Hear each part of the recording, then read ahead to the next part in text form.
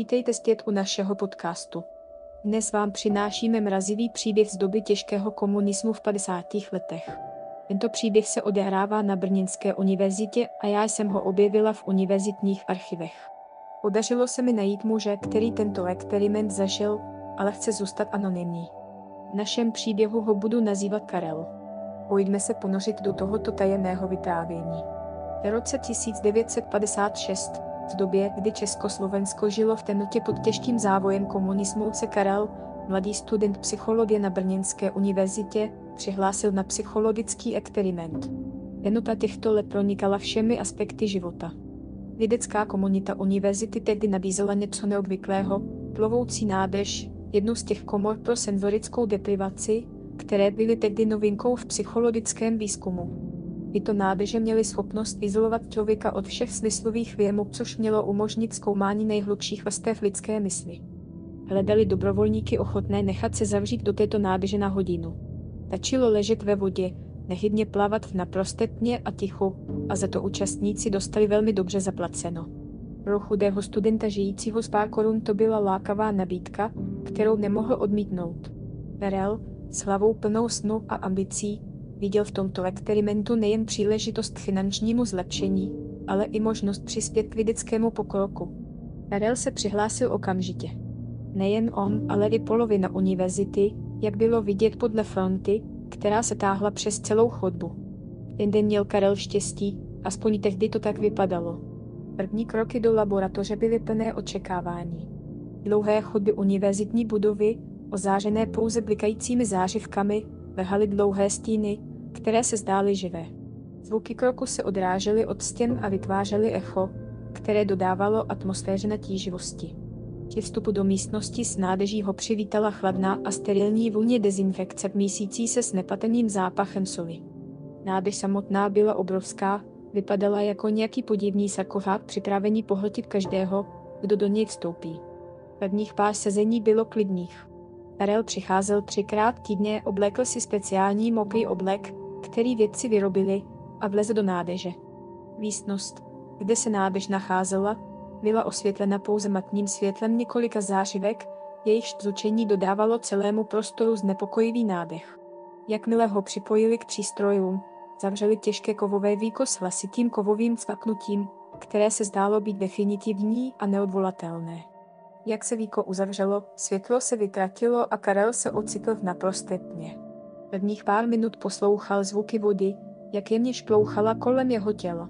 Vnímal slanou vůni, která ho obklopovala, a cítil, jak mu voda podpírá tělo, jako by ho nesla na vlnách neznámého oceánu. Postupně se tyto věmy začaly ztrácet, jako by se jeho smysly začaly otupovat v reakci na neustálý nedostatek podnětu. Tma byla absolutní, hustá a neprostupná, jako kdyby ho pohltila černá díra. Vzduch byl těžký a chladný a ticho bylo tak hluboké, že mohl slyšet tlukot vlastního srdce, jak se ozývalo v jeho uších. Cítil, jak mu srdce zrychluje pokaždé, když si uvědomil svou úplnou izolaci od světa. Někteří účastníci hlásili, že měli vize nebo zážitky mimo tělo. Někteří viděli světla, jiní slyšeli hlasy a někteří dokonce tvrdili, že opustili své tělo a pluli vesmírem. Ale Karel nikdy nic takového nezažil. Pro ně bylo ticho úplné a černota absolutní. Byl prostě pryč. Nepryč někam konkrétně, prostě pryč, jako by jeho vědomí bylo vtaženo do prázdnoty, kde neexistoval čas ani prostor. Někdy mu připadalo, že otevírají víko hned poté, co ho zavřeli, jako by čas ztratil veškerý smysl. Jindy měl pocit, že tam byl celé týdny. Jeho mysl, zbavena všech smyslových podnětů, hrála zvláštní hry. Když se víko konečně otevřelo a on se vrátil do světa světla a zvuku, měl pocit, jako by se probudil z dlouhého snu. Jeho tělo bylo stuhlé a jeho mysl zmatená. Postupně začal mít pocit, že ho tma a ticho obklopují stále více, že ho pohltují. Ticho už nebylo jen absencí zvuku, ale něčím hmatatelným, něčím, co ho obklopovalo a svíralo. Každý návrat do reality byl těžší a těžší, jako by se vracel z hlubin nekonečného oceánu. Pak jednoho dne to bylo jiné. Karel byl v nádrži, byl nikde, byl nikdo a najednou cítil něco jiného. Jakmile se těžké kovové víko zavřelo nad jeho hlavou, temnota kolem něj se zdála být hustší a těžší než kdy jindy. Ticho bylo tak absolutní, že měl pocit, že jeho vlastní myšlenky jsou příliš hlasité. Ležel tam, plaval v prázdnotě, když to najednou ucítil. Nebylo to hmatatelné, nebylo to zřetelné, ale bylo to tam. Viděl to, ale ne očima. Jeho oči viděly jen černotu, ale měl dojem, že tam něco je. Něco, co ho sledovalo, něco, co se k němu přibližovalo. Má koleni začala pulsovat, jako by měla vlastní život. Cítil, jak mu po těle přeběhl mráz a jeho dech se zrychloval.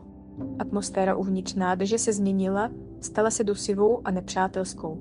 Karel začínal mít pocit, že je tam něco, co by tam nemělo být, něco, co narušovalo ticho a temnotu. Slyšel to svýma ušima. Zvuk toho škrábal a trhal, připomínal drápy škrábající o kovovou tabuli. Dramotil to jako starý muž, jehož dech, sípavý a přelívaný, byl předzvěstí blížící se smrti. Zvuk se ozýval z temnoty, nejdříve vzdáleně, ale pak se začal přibližovat. Bylo to, jako by se k němu plížilo něco strašného, něco, co nemělo být spatřeno nebo slyšeno. Karel se snažil zůstat klidný, ale jeho srdce bylo jako splašené. Zvuky byly stále blíž a blíž, škrábání a sítání se stalo téměř nesnesitelným. Měl pocit, že se kolem něj stahuje neviditelná síť, že je vlapen v pasti, ze které není úniku. A pak najednou byl Karel opět v nádrži, lapal po dechu a máchal se ve vodě. Oči měl široce otevřené, ale viděl jen rozmazané obrysy. Oklop byl otevřený a jeden z experimentátorů mu nabízel ruku, aby mu pomohl ven. Světlo zvenku bylo oslepující a Karel cítil, jak ho dotáhne zpět do reality, pryč od té děsivé temnoty. Viděl Karlovo zmatení a zeptal se, viděl jste něco?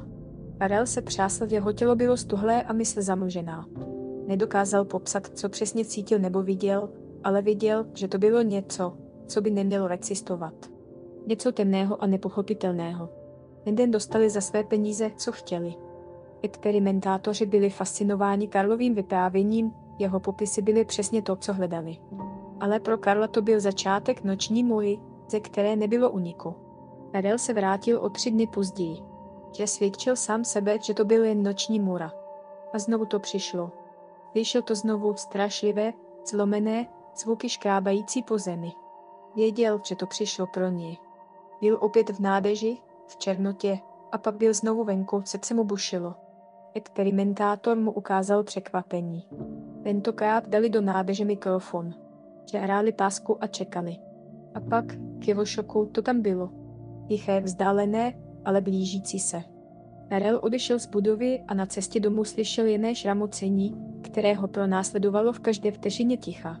Zpíval si, tleskal, chvízdal, aby udržoval hluk.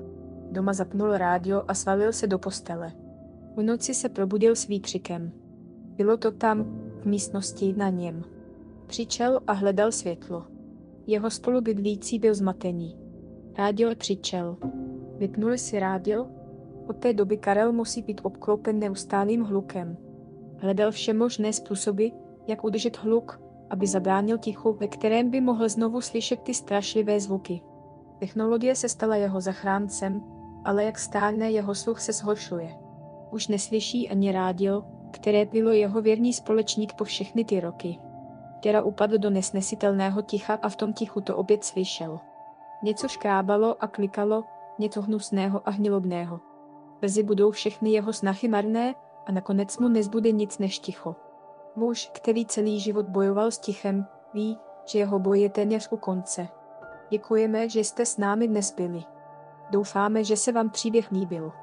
Nezapomeňte nás sledovat pro další děsivé příběhy. Přejeme vám klidnou a tichou noc.